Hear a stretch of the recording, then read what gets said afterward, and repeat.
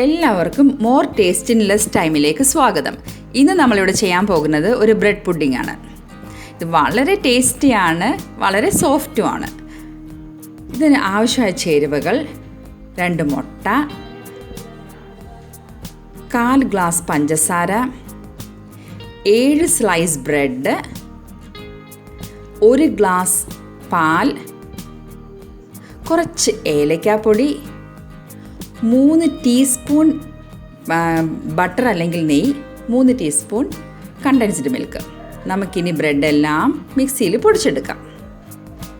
നമ്മുടെ ബ്രെഡെല്ലാം ഇവിടെ പൊടിഞ്ഞു വന്നിട്ടുണ്ട്. ഇനി നമുക്ക് 1 ഗ്ലാസ് പാലുമായിട്ട് മിക്സ് ചെയ്തത് കുതിർത്തെടുക്കാം.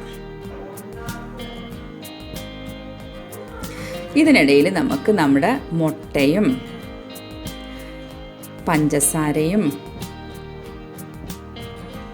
ബട്ടറും ഏലക്കാപ്പൊടിയും കണ്ടൻസ്ഡ് മിൽക്കും മിക്സിയിലൊന്ന് അടിച്ചെടുക്കാം. ഒരു ഫ്ലഫി ഫീലിംഗ് വരാൻ വേണ്ടിയാണ് ഞാൻ മിക്സിയിൽ അടിച്ചെടുക്കുന്നത്. നിങ്ങൾക്ക് ബൗളിൽ തന്നെ ഒന്ന് അടിച്ചെടുക്കാവുന്നതേ ഉള്ളൂ. ഇത് നമുക്ക് ബ്രെഡിലേക്ക് ആഡ് ചെയ്യണം. ഇനി കാരമലൈസ് ചെയ്യാം. പഞ്ചസാര കാരമലൈസ് ചെയ്യാനായിട്ട് 1/2 ഗ്ലാസ് പഞ്ചസാരയിൽ 1/4 ഗ്ലാസ് വെള്ളമിട്ട് ലോ ഫ്ലെയിമിൽ ഒന്ന് കാരമലൈസ് ചെയ്യാം.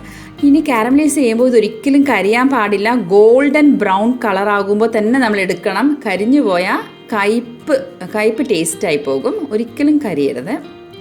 നമുക്ക് അതേസമയം തന്നെ നമുക്കൊരു പാത്രം, നല്ല ഡ്രൈ ആക്കിയ ഒരു പാത്രത്തിലേക്ക് ഈ കാരമലൈസേഷൻ, നമുക്ക് ഷുഗർ കാരമലൈസ് ചെയ്തത് ഇടാം. ഇതാണ് ഞാൻ മുട്ടയൊക്കെ ഇവിടെ ആഡ് ചെയ്തിട്ടുണ്ട് ബ്രെഡിലേക്ക്.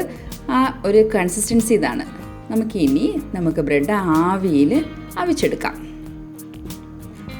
അതിനു മുമ്പേ നമുക്കൊന്ന് അലുമിനിയം ഫോയിലിട്ട് മൂടിയിട്ട് കുറച്ച് ഹോൾസ് ഇടാം.